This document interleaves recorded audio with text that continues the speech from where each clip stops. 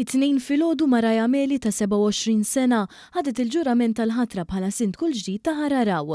Dan wara li nhar l-erbgħa li għadda ġiet approvata mozzjoni ta' sfiduċja mill-maġġoranza tal-kunsillieri fit-tmexxija tas-Sindku Nazzjonalista Helen Gawci li għal diversi drabi injorat it-talbiet biex tagħti tarif dwar nefqiet suspettużi u potenzjalment irregolari li kienu qed isiru bl-approvazzjoni tagħha.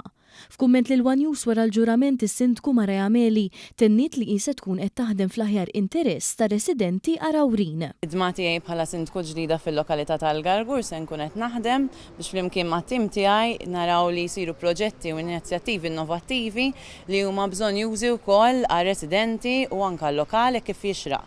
U dan ukoll ma nistax ma nsemmix li fil-preżent għandna diversi sfidi u diffikultajiet li ovvjament uritna Ewrit anka mis-sindku preċedenti, anka tul il-leġislatura li għaddiet, u għalhekk irridu naraw li issa bil-fatti naħdmu flimkien ħalli tassew naġixxu bil-ġid għal-ġid tal-lokal u nimmexxu governanza tajba u anka trasparenza.